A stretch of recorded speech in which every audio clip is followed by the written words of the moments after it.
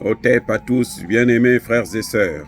Vous avez aujourd'hui ce qui se passe actuellement, c'est que LCI, le média mensonge, le plus grand média mensonge de la France, l'un des meilleurs d'ailleurs dans ce domaine, qui déclare que la Russie a puisé près de 2 milliards 500 millions de dollars en Afrique, notamment au Mali, au Centrafrique et au Soudan, pour financer sa guerre.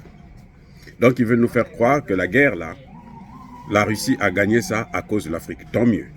Si c'est l'Afrique qui a permis à la Russie de gagner une guerre, c'est très bien. Si c'est l'Afrique qui a permis à la Russie de contourner les sanctions économiques, c'est très bien aussi. Mais il y a un problème. C'est qu'ils disent que la Russie pillait 114 millions de dollars chaque mois dans ces trois pays. Mais ce qu'ils avaient oublié de dire, c'est que ces trois pays ont été équipés, en tout cas le Centrafrique et le Mali. Ces équipements-là, ça coûte de l'argent. Mais qui pillait les matières premières entre-temps en Afrique? Donc, ça veut dire que les Français reconnaissent que pendant 60 ans, ils ont passé leur temps à piller d'une valeur de 114 millions de dollars d'or. L'or seulement, nous ne parlons pas des autres matières premières, l'or seulement. La France recevait 114 millions de dollars chaque mois au Centrafrique, au Mali, au Burkina Faso, peut-être 3 pays seulement, citant les 3 pays là, francophones. On ne met pas le Niger. Donc, combien la France a pu piller pendant plus de 60 ans d'indépendance, où ils avaient le contrôle de nos matières premières? Combien? Vous voyez comment ils se font trahir eux-mêmes? Ils pensent que ça va frustrer les Africains. Ça frustre personne. Le Mali aujourd'hui est en train d'avoir une raffinerie de pétrole, plutôt d'or. Le Mali va maintenant transformer son or. Le Centrafrique aussi, c'est sûr qu'ils viendront sur la même lignée. Mais qu'est-ce qu'ils vont dire là? Mais comment Poutine va faire pour financer sa guerre en plus? Si le Mali a dépensé beaucoup d'argent pour s'équiper, mais tant mieux, au moins avec la Russie, quand vous achetez des armes, ils prennent votre argent, vos matières premières, et ils vous donnent le matériel. On a vu l'armée malienne monter en puissance, l'armée centrafricaine monter en puissance. Mais pendant 60 ans, qu'est-ce que nous avons comme armée en Afrique? Sur tout le continent, notamment en Afrique francophone. Qu'est-ce que nous avons? On n'a pas d'armée. Au contraire, ce qu'ils faisaient, c'est que quand on leur donnait de l'argent pour acheter des armes, ils prenaient l'argent et ils ne nous donnaient pas les armes. Et ce qu'ils faisaient, c'est que ce que nous avions, que nous achetions avec d'autres partenaires, ils détruisaient ça systématiquement.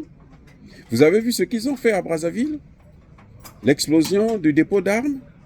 Ce sont les armes de 1997, de la guerre que eux ils avaient diligenté, organisé, préparé et monté de toutes pièces en Afrique, au Congo Brazzaville. Et donc ces armes-là, il fallait les détruire, et c'est ce qu'ils ont fait pour que le Congo puisse repartir vers eux, leur donner de l'argent, et puis on ne leur donne pas des armes. Et ces armes-là, c'était des armes pour la plupart de fabrication soviétique. Donc vous voyez comment les hommes se font trahir eux-mêmes, ces gens-là, ces Occidentaux. Ils sont tellement minables. Et puis pourquoi ils s'inquiètent de nos matières premières? C'est leur matière première, ça leur appartient. Ils sont chassés du Mali, ils n'ont qu'à partir et laisser le Mali tranquille. Ils sont chassés du Centrafrique, ils n'ont qu'à partir et laisser le Centrafrique tranquille. Ah, c'est pour ça qu'ils sont en train de faire la guerre au Soudan. Parce qu'ils veulent récupérer le Soudan. Parce qu'ils veulent prendre le contrôle du Soudan. Ce sont eux qui ont balkanisé le Soudan. Et voilà ce que ça donne le résultat. C'est une guerre, c'est l'insécurité dans toutes les parties du Soudan. Tous les morceaux du Soudan, là, c'est devenu le feu. Donc, je crois que nous devrons être sérieux entre nous. Nous devrons faire très attention lorsque nous écoutons ces informations bidons, hein, qui viennent pour nous mettre en porte-à-faux avec nos partenaires. Ceux qui ne négocient pas avec, regardez le Congo démocratique, ils ne veulent pas avoir, Tshisekedi a refusé de signer des accords avec la Russie à leur demande, parce qu'eux, ils ont fait pression. Où se trouve Tshisekedi aujourd'hui? Les territoires sont toujours occupés. Et si on ne fait pas attention, ils vont aller vers la balkanisation du Congo, comme ils ont fait avec le Soudan. Parce que Tshisekedi n'a pas un bon partenaire. Si le partenaire, ce sont eux les partenaires. Ils avaient mis le Congo démocratique sous embargo, sans l'accord des Nations Unies. Et personne ne savait. C'était les puissances qui avaient décidé pour mettre le pays sous embargo. Jusqu'à récemment, il y a quelques mois, que ça a été dénoncé par les Congolais. Donc, vous voyez des partenaires méchants, criminels, voleurs, pilleurs, qui veulent accuser quelqu'un d'autre qui a toujours été sérieux avec nous. Chaque fois que la Russie, vous avez des accords avec la Russie, elle respecte ces accords. Le Mali, le Centrafrique utilisent le franc CFA. Écoutez bien ce qui se passe. Ils utilisent le franc CFA.